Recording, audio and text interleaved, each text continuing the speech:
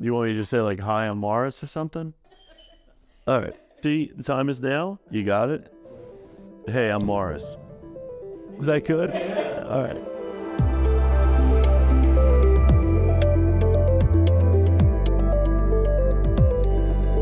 When I was about 8, I went to the French Quarter with our class, and the teacher said, you can draw anything you want, to everybody.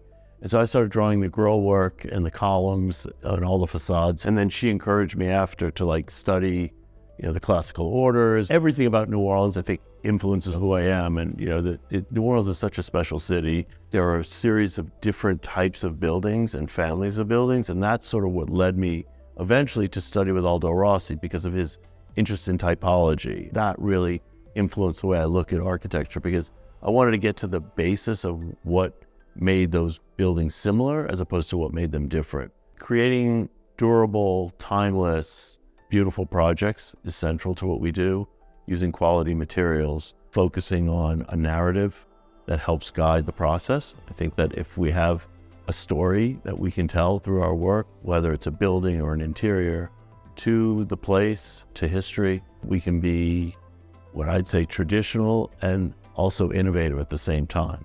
Collaboration is what we do, but it's more than just a buzzword or a description of how we work. It's really at the ethos of what we do. And what I've tried to do is make our time in the office more meaningful. And the way that we've done that is by providing forums for people to interact in different ways. And one of the things that we've done is we literally took a very large conference table and put it in the middle of the space.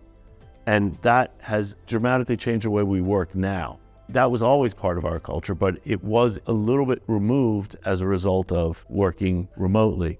And so now what I've done is create a super analog experience in the office, which balances the virtual experience that we have on conference calls. So we're sketching on tracing paper instead of doing things on computer. We're pinning up drawings and sketches, and people are dropping in and just meeting. And so it really makes being in the office special.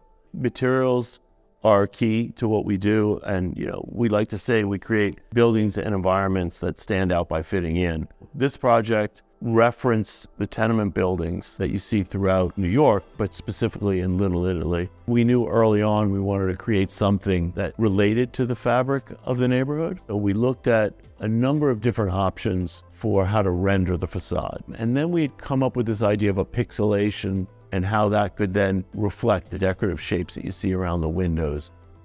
We started as an architectural firm, and about 11 years ago, we added interior design because I felt like there was a need for us to be able to have a holistic approach to a project and to feel seamless when you come in. And I feel like that's really happened, and it's been great. For us, for our clients, for the projects. And then we've also started to look at placemaking. We've done a number of projects where we master plan the areas or districts. The fourth piece in that is the art services. And art has been a big interest of mine and also something that's been present in the office for a long time. So we can go from the macro, designing a whole neighborhood, all the way down to placing art inside the project. Growing up in New Orleans was amazing and stimulating, from the point of view of architecture, the food, the music, and all of those things are important to me. But I think just the energy that you get in a city, whether it's New York or Paris, is something that I try to live. I'm in galleries all the time, riding my bike around the city, just looking, and just enjoying the city. Would love to do a museum because I think a lot of museums are about the architect.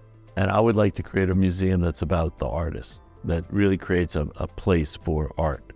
I think that we always look at details and materials, some things that are just slightly off that kind of make you say like, oh, I get it now. And I think as long as we're thinking about the long term and creating something that is going to still be relevant, I think that we can create meaningful spaces.